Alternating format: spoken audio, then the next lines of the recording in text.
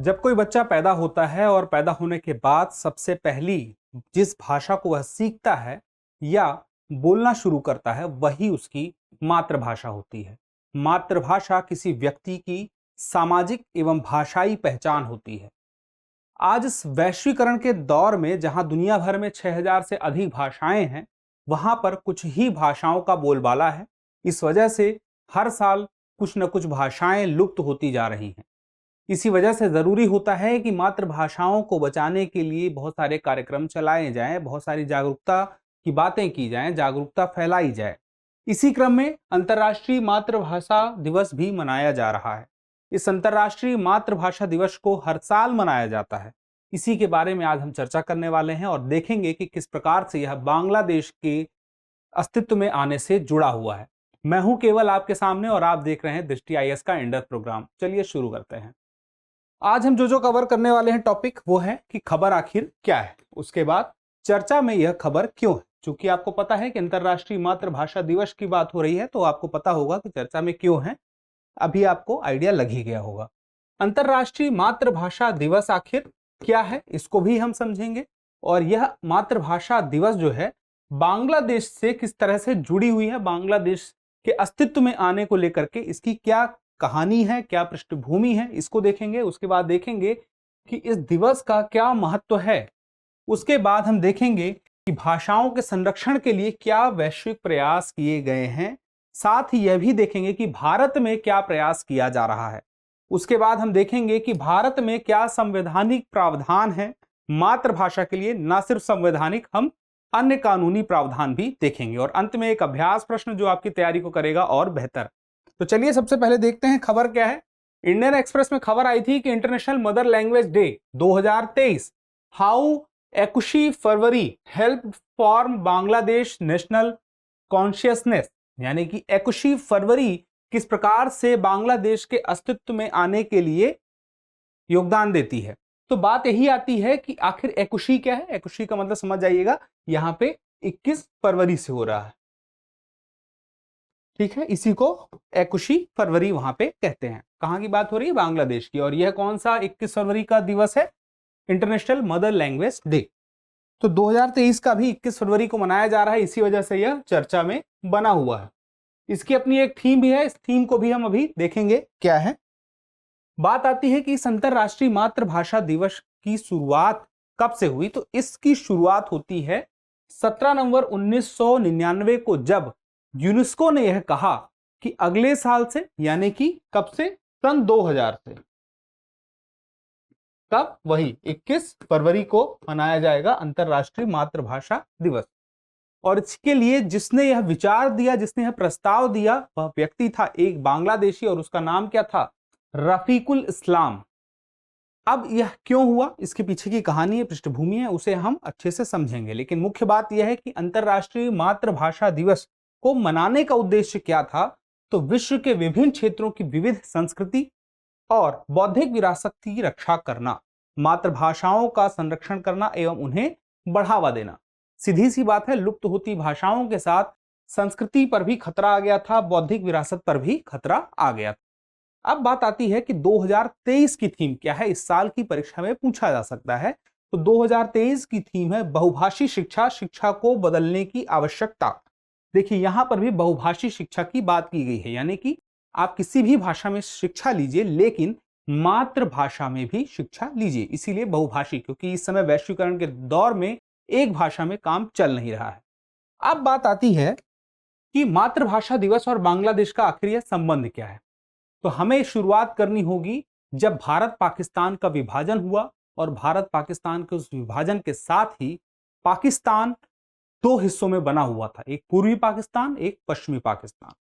पूर्वी पाकिस्तान जो आज बांग्लादेश का रूप ले चुका है, और यह बांग्लादेश का रूप लेने के पीछे का कारण यही 21 फरवरी यानी कि 21 फरवरी है। तो 1948 में पाकिस्तान सरकार ने एक घोषणा की और घोषणा में यह बात कही कि देश में एकमात्र राजभाषा होगी और वह कौन सी होगी? उर्दू होगी। जबकि पूर्वी पाकिस्तान और पश्चिमी पाकिस्तान में एक ही सिमिलरिटी थी कि दोनों ही जगह पर मुस्लिम आबादी थी, इसी वजह से धर्म के आधार पर वह एक मुस्लिम राष्ट्र बना था। लेकिन बात यह थी कि भाषा को लेकर के, संस्कृति को लेकर के दोनों में काफी विविधता थी, यानी कि दोनों भिन्नता थी, अलग अलग थी। तो ऐसी स्थिति में हुआ यह कि इस बात का विरोध होने लगा और इस विरोध के बारे में सुनकर जिन्ना स्वयं ढाका गए और ढाका में उन्होंने खुद अपने भाषण में कहा, उर्दू और केवल उर्दू देश की राजभाषा होगी और जो लोग इसका विरोध कर रहे हैं वो देश का विरोध कर रहे हैं। इस बात को लेकर के आगे चल के फिर बहुत प्रदर्शन धीरे धीरे होते रहे और एक समय आया 21 फरवरी 1952, ढाका विश्वविद्यालय में बहुत सारे विद्यार्थियों के द्वारा, अलग अलग विद्वानों के द्वारा विरोध प्रदर्शन किया जा रहा था। मांग की जा रही थी कि राजभाषा के रूप में दर्जा दिया जाए हमारी बांग्ला भाषा को, जबकि सरकार क्या चाहती थी, सिर्फ उर्दू भाषा को दर्जा देना। अभी तक में जो संविधान था वह लागू नहीं हुआ था, इस वजह से मांग बड़े ही पैमाने पर शुरू हो गई और यह हुई 21 फरवरी 1952 को। और इसी दिन क्या होता है कि पुलिस के द्वारा कार्रवाई की जाती है, धारा 144 लगाई जाती है जिससे लोग इकट्ठे ना हो, लेकिन लोग इकट्ठे होते हैं, पुलिस के द्वारा गोलीबारी कर दी जाती है, कई लोग मारे जाते हैं। इस वजह से यह आंदोलन और विस्तार लेता है और ज्यादा लोग वहां पे इकट्ठा होना शुरू हो जाते हैं आने वाले दिनों में। और इसके साथ ही होता यह है कि 1954 को जब चुनाव होता है तो उस चुनाव में मुस्लिम लीग की करारी हार होती है और इस करारी हार के परिणाम स्वरूप ही 1956 में पाकिस्तान का जब पहला संविधान लागू होता है तो उसमें यह बात तय हो जाती है कि 2 आधिकारिक भाषाएं होंगी और वो कौन कौन सी होंगी, उर्दू और बांग्ला। अब यह तो हो गया कि आधिकारिक भाषाएं 2 हो गई। भाषा के मामले में जो चाह थी पूर्वी पाकिस्तान को, वह चाह पूरी हो गई, लेकिन अभी भी आर्थिक एवं सामाजिक रूप से उनके साथ भेदभाव हो रहा था और इसी वजह से वहां के लोगों में एक राष्ट्रवाद की भावना जन्मी। अपनी मातृभाषा के बारे में जो उनकी चेतना थी, उस चेतना के साथ ही वह चेतना उनकी राष्ट्रभाषा की डेवलप हुई और उसके साथ ही उन्होंने आंदोलन किया और करते करते करते 1971 में बांग्लादेश अस्तित्व में आ गया, जिसमें भारत का भी सहयोग था। अब बात आती है कि इसका महत्व क्या है, अंतरराष्ट्रीय जो मातृभाषा दिवस है इसका क्या महत्व है। जैसे कि मैंने आपसे पहले ही बताया था कि 6000 से भी अधिक भाषाएं दुनिया में मौजूद हैं, जिसमें से 43% भाषाएं जो हैं वो लगभग लुप्त प्राय है। और एक महत्वपूर्ण बात कि दुनिया में, ना सिर्फ भारत की बात कर रहा हूं, पूरी दुनिया में 40% बच्चे मातृभाषा में शिक्षा नहीं प्राप्त कर रहे हैं, जबकि होना यह चाहिए कि मातृभाषा में शिक्षा प्राप्त करें। यह बात अपने आप में क्लियर है कि मातृभाषा में जब शिक्षा कोई प्राप्त करता है तो उसकी समझ और बेहतर होती है विषय को लेकर के। इस वजह से प्रयास किया जा रहा है कि मातृभाषा में ही शुरुआती आरंभिक शिक्षा हो सके। अब डिजिटल वर्ल्ड में भी देख लें तो वर्तमान में लगभग 100 के आसपास 100 भाषाएं ही हैं, 100 भाषाएं हैं जिनका वर्चस्व बना हुआ है। एक तरफ जहां आप देख सकते हैं इतनी भाषाएं, दूसरी तरफ डिजिटल वर्ल्ड में सिर्फ 100 भाषाएं ही हमें दिखाई देती हैं। इससे ज्यादा है लेकिन मुख्य रूप से 100 के आसपास। इस वजह से जरूरी है कि अंतरराष्ट्रीय मातृभाषा दिवस मनाया जाए, जितनी भी दुनिया भर की मातृभाषाएं हैं उनको बढ़ावा दिया जाए और वहां की संस्कृति को बचाया जा सके। भाषाओं के संरक्षण के लिए क्या वैश्विक प्रयास किए जा रहे हैं? देखिए, संयुक्त राष्ट्र महासभा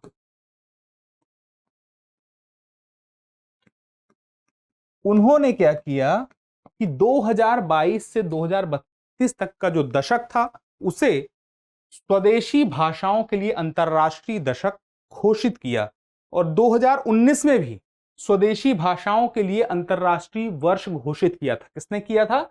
संयुक्त राष्ट्र ने, संयुक्त राष्ट्र महासभा ने। अब आगे की बात आती है मातृभाषाओं की रक्षा के लिए भारत सरकार के द्वारा क्या पहल की गई है। तो भारत सरकार के द्वारा सबसे पहले बात करें तो अभी राष्ट्रीय शिक्षा नीति जो 2020 की आई है उसमें यह बात साफ साफ कही गई है कि जो आरंभिक शिक्षा है उसके लिए मातृभाषा का उपयोग ज्यादा से ज्यादा किया जाए हर क्षेत्र में।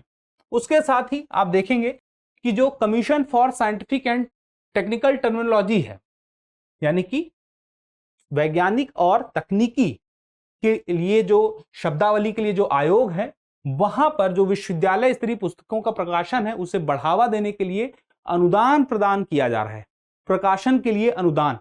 और यह जो है इसकी स्थापना कब हुई थी? 1961 में हुई थी। आगे देखिए, केंद्रीय भारतीय भाषा संस्थान जो मैसूर है, उसके माध्यम से राष्ट्रीय अनुवाद मिशन का कार्यान्वयन भी किया जा रहा है। अनुवाद कराया जा रहा है अलग अलग भाषाओं में। कितनी भाषाओं में? 8वीं अनुसूची में जो शामिल भाषाएं हैं, 22 भाषाएं हैं, उनकी बात हो रही है। लुप्त प्राय भाषाओं की सुरक्षा और संरक्षण के लिए योजना चलाई जा रही है, जो काफी लुप्त स्थिति में है, संकटग्रस्त स्थिति में है, उन भाषाओं के संरक्षण के लिए केरल राज्य सरकार ने एक पहल चलाई थी। पहल का नाम क्या था? नमत बसई कार्यक्रम।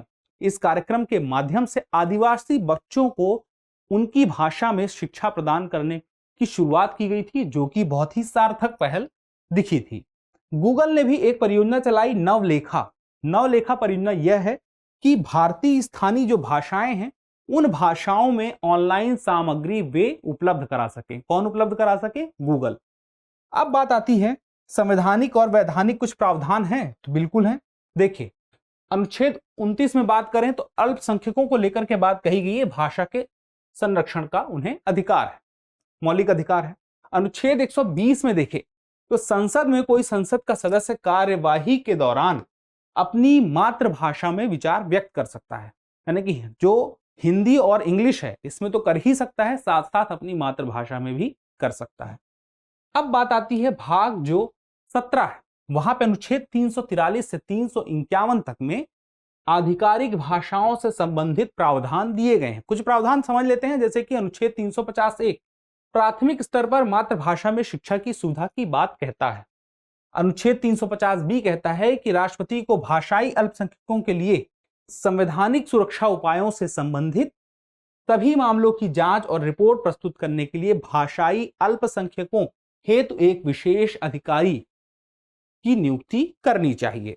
उसके बाद देखिए 8वीं अनुसूची में जो 22 भाषाएं जो मैं बार बार आपसे कह रहा था, वो ये 22 भाषाएं, आप चाहे तो इन्हें देख सकते हैं, चाहे तो स्क्रीनशॉट भी ले सकते हैं।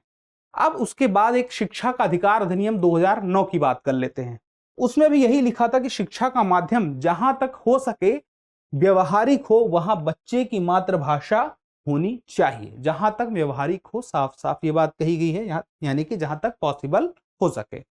अब बात आती है आज के अभ्यास प्रश्न की। हमारा टॉपिक यहीं तक था। अभ्यास प्रश्न देखते हैं।